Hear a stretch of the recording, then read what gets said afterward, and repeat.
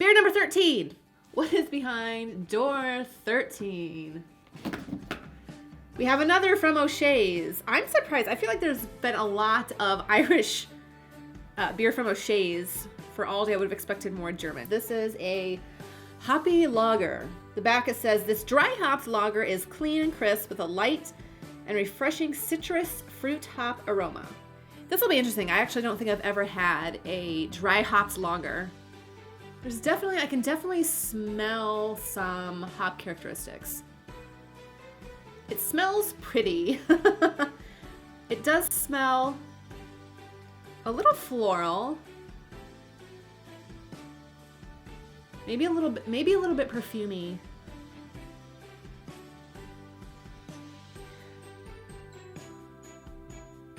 Maybe just like a touch of mint and like some stone fruit. Maybe some berry. It's interesting. It's kind of hard to judge this one because I just had that hoppier beer. Anytime you do a tasting, you want to go from least intense beer to most intense, and that last one comparatively was more intense than this one. So I feel like there's some residual hop characteristics from that last one that's kind of lingering and maybe messing with this one a little bit.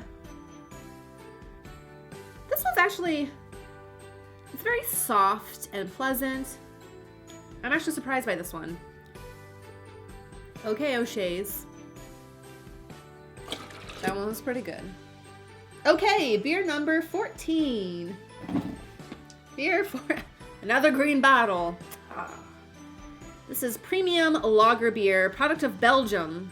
Boasting a mild hop and sweet malt character, this premium lager starts with a light floral aroma and ends with a crisp, smooth finish. Okay, so this one smells a little bit like vomit. It might be infected. I'm kind of scared to try this one, actually. Should I try it? Should I take a...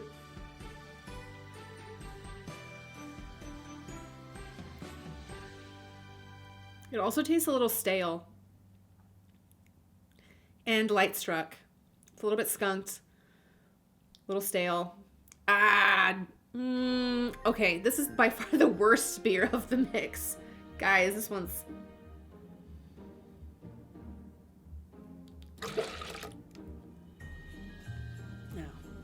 No. That one. You can go next to that other green bottle. Ugh. Maybe I happened to get a bad beer in this batch.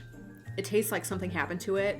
You know, maybe if you get this Advent calendar, maybe your beer will be just fine. But no, that was not, for me, that didn't work. That didn't work. Beer number 15. Another O'Shea's. This one is a traditional Irish red ale with a strong and creamy malt body and a perfectly balanced bitterness. This beer is welcoming to seasoned craft drinkers and newcomers alike.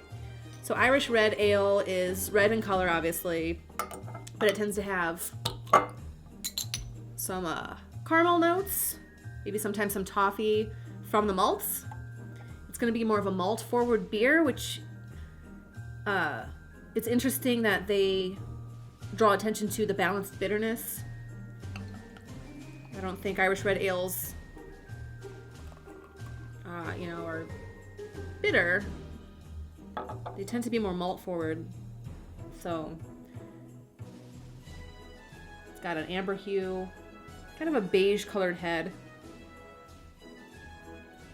Smells really malty.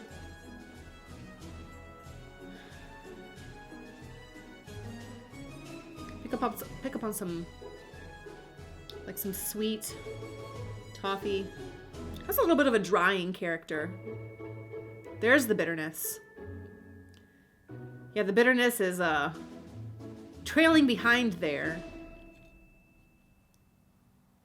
It's another kind of tanniny sort of beer. I wonder, whatever specialty malts they're using, I don't know if they're low quality, but it's just not doing it for me.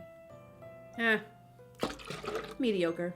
Beer number 16. This box is so tore up. I could probably just start lifting the flaps now. this is a Belgian blonde, double dry hopped blonde beer.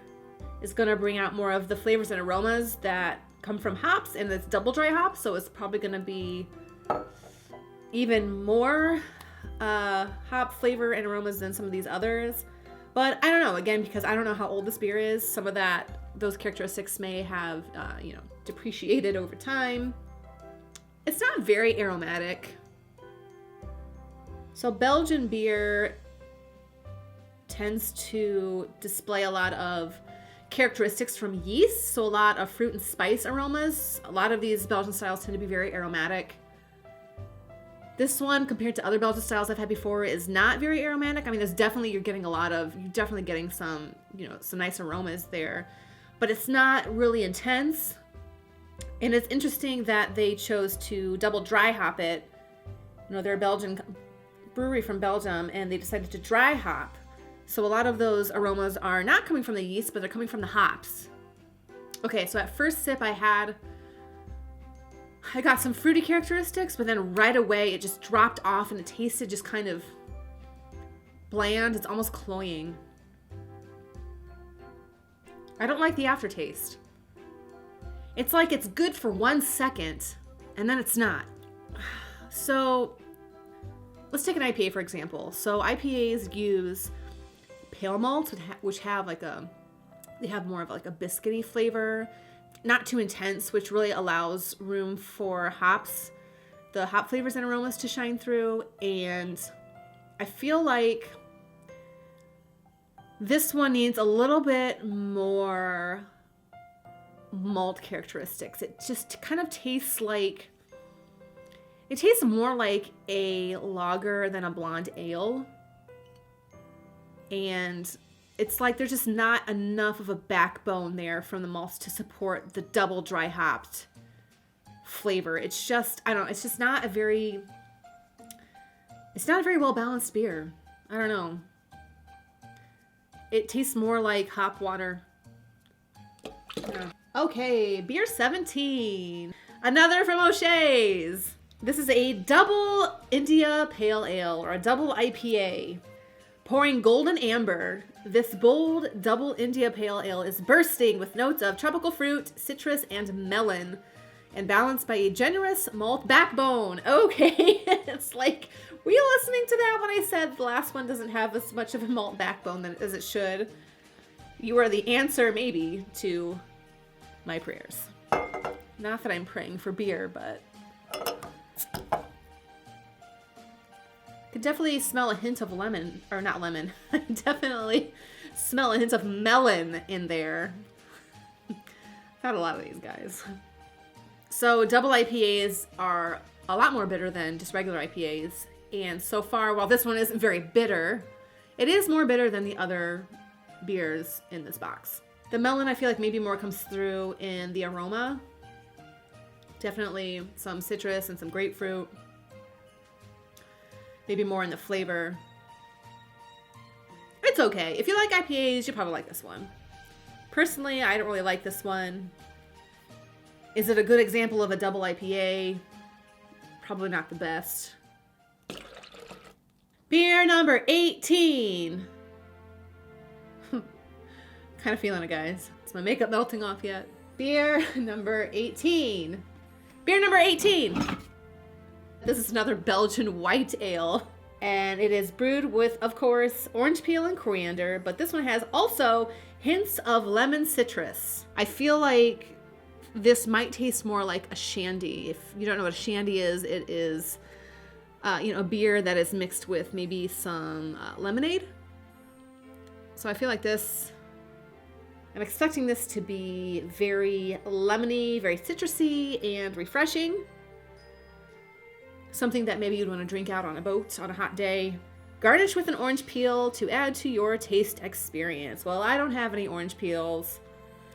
Personally, I don't like adding those kinds of things to my beer, but that's just the beer snob Cicerone in me. But you do you. You do you. So I'm kind of expecting this to be like a Blue Moon, if you're familiar with Blue Moon. This is definitely a very straw-like color. It's very pale. Pours a nice head. A little cloudy because it's, you know, a wheat beer. And it's also Belgian, so I'm expecting there to be some yeast characteristics. Oh. So right away I get spice. Get that, I pick up on that coriander. I actually do get some of that lemon. It does smell like beer mixed with lemonade. So we'll see what this tastes like.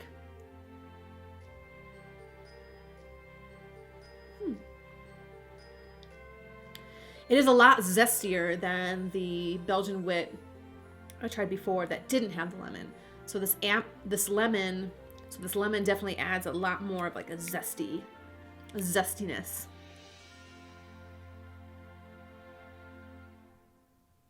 It does kind of taste like a shandy, actually. This is exactly as I expected. It's pretty good. It's zesty. It's got that little bit of coriander spice in there. It's just a nice, like, zippy, zesty beer. Very refreshing. I like that little touch of lemon. That was nice. Okay. I like that one.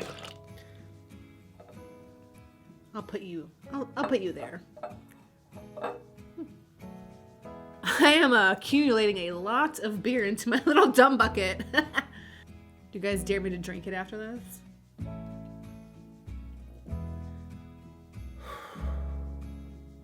Beer number 19. I don't know why I even bother tearing out the little circle part because this box is so mangled, guys. It's like I can actually just see the beer right now from here. Okay, beer number 19. Oh, another green bottle, yay. This one is a German style lager. Oh, okay, it's a product of Belgium. So this one says, brewed in accordance with the German purity law. If you're not familiar with the German purity law, this strictly calls for only malts, hops, water, and yeast. There's a whole history behind this. There's actually two of them, two laws. You know, maybe I'll do at some point another video talking about this, but so this beer is crafted from untouched pure water sourced from a natural spring. You know, how much of this is just marketing? How much of this actually makes a difference in the beer? So actually water does make a difference in the taste of the beer. Not the flavor of water, but the chemical makeup of water does make a difference in the beer. So part of the reason the popularity of Pilsner took off is because Pilsner was brewed with soft water and still is. A lot of times brewers, if they're brewing the style, will treat their water in a way that makes it ideal for brewing a Pilsner style beer. Darker beers, on the other hand, taste better if they're brewed with hard water. Fun little fact. So let's open up this lager that is brewed from a natural spring. So, I mean, who knows what type of minerals or the chemical composition of the water from this natural spring. Let's just give it a try. It is brewed under the purity law, the German purity law. So I kind of have high expectations. Very, very clear, bright looking beer. Oh, God. Those green bottles though. It smells skunked. It smells skunked. Why they put beer in green bottles? I don't know.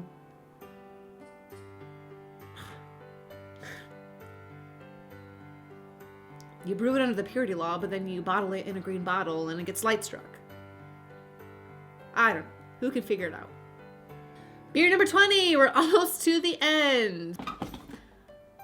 O'Shea's, another one from O'Shea's. We have a hazy IPA. This one says, this hazy IPA has an expressive aroma of citrus hops with a juicy and well-balanced finish.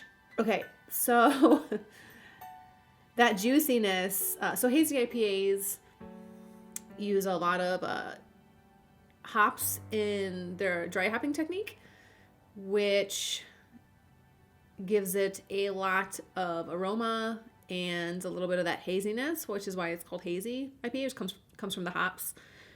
And sometimes hazy IPAs are also called juicy IPAs because those hops express a lot of fruit, almost juicy type characteristics. But based on the beer that I've had, which I'm pretty sure some of these beers have just added fruit juice. So the fact that this says juicy, I'm like, okay, is it juicy because you use a lot of hops in the dry hopping process, or is it juicy because you actually added juice? We'll see. We'll see. Well, I think out of all of the hoppy beers that I've had in this advent calendar, this one smells the most aromatic, which would make sense for it being a hazy, because hazies tend to be to showcase those hop aromas more so than just a standard IPA.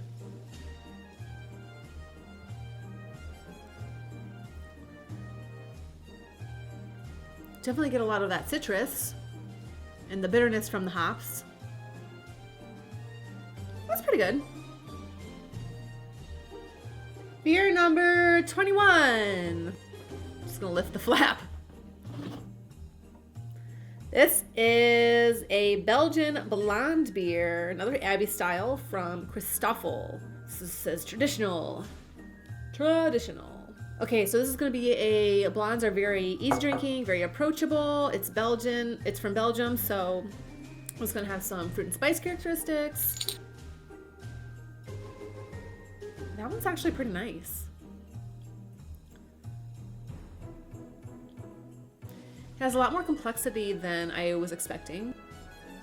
It's on the sweeter end.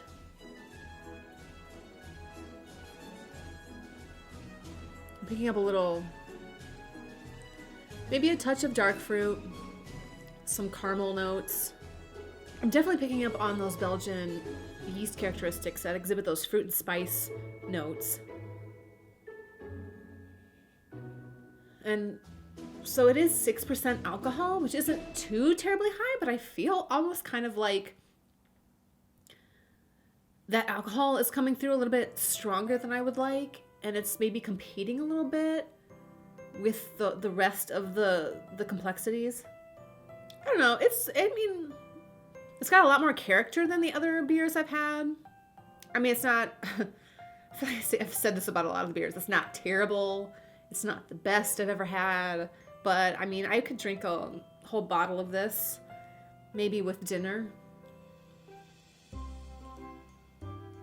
Maybe with some roast chicken. Yeah, it's okay. Okay, beer number 22. I've just given up on, I'm just lifting the flap at this point. Another O'Shea's. I'm surprised at the amount of Irish beer in here, given the fact that Aldi is a German company.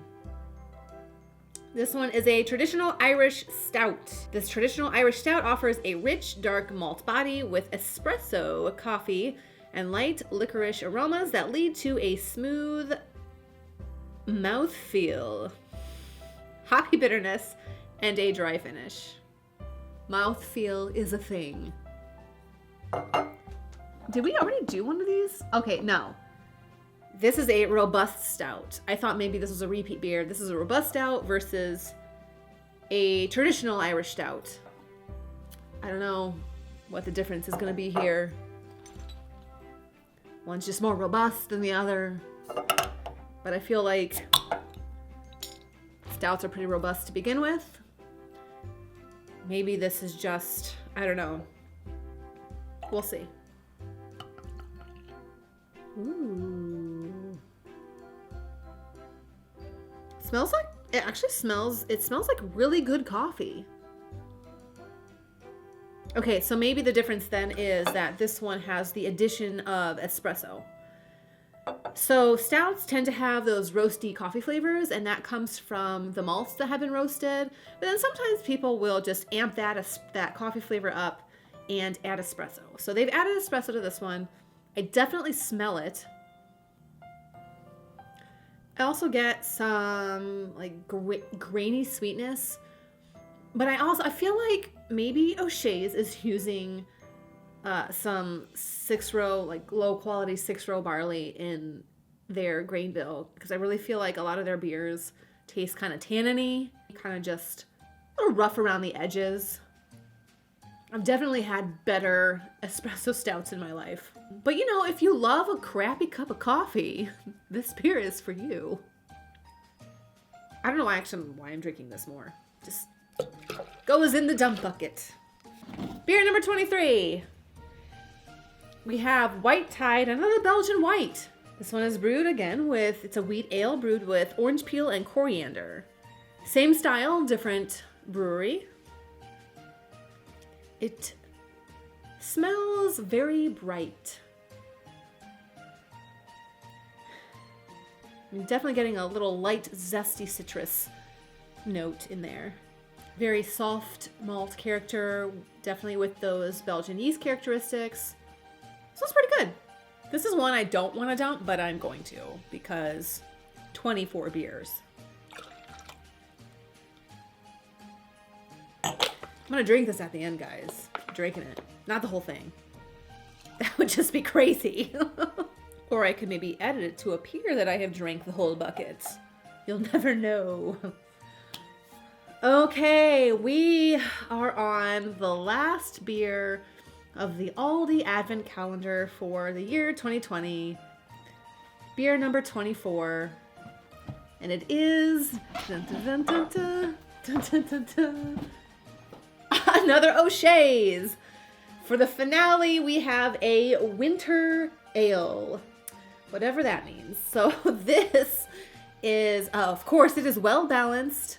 Pale ale combines the sweetness of Irish barley malt.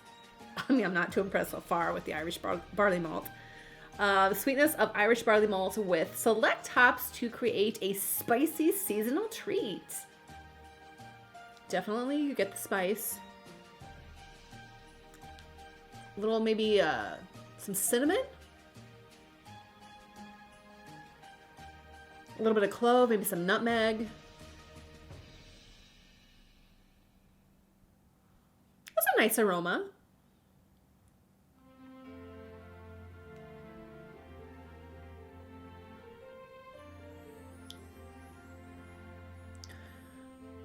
Yeah. There's definitely some cinnamon in there. Because that little bit of... Cinnamon to me is a little bit spicy. And it definitely has like a... Little touch of intensity there.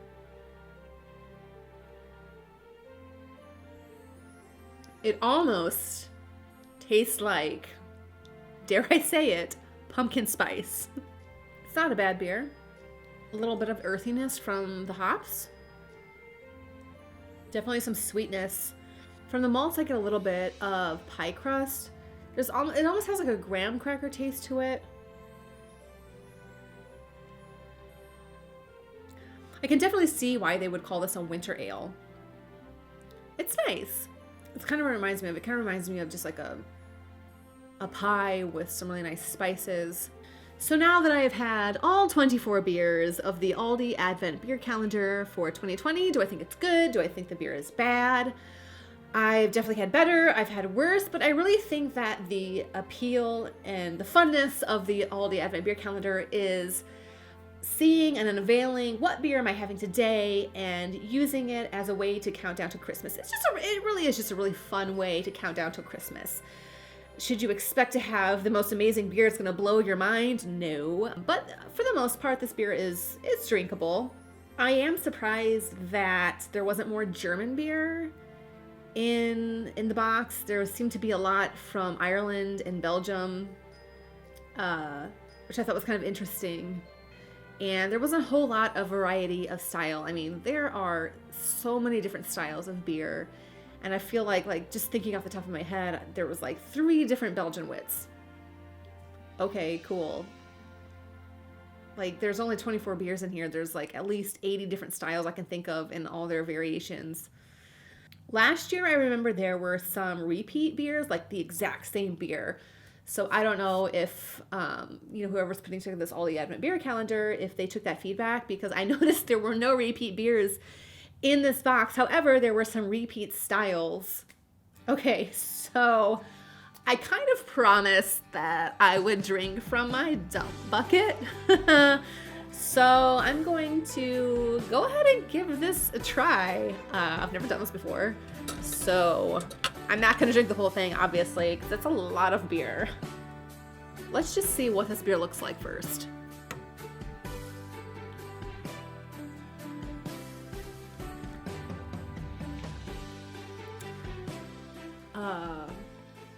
Okay. It's a cloudy, amber, coppery, bronzy, brassy hue to it. Virtually no head. Cheers!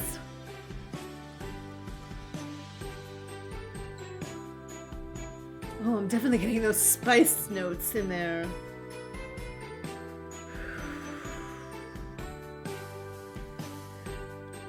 Okay, here we go.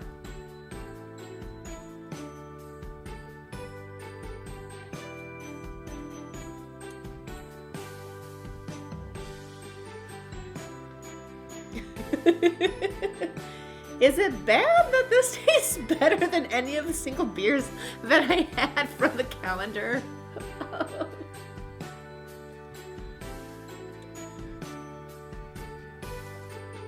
It's so well balanced. Well, thank you guys so much for watching. I'm Amy Beers, and if you liked this video, go ahead and give it a like and share it with your beer living friends. And from my house to yours, cheers and Merry Christmas.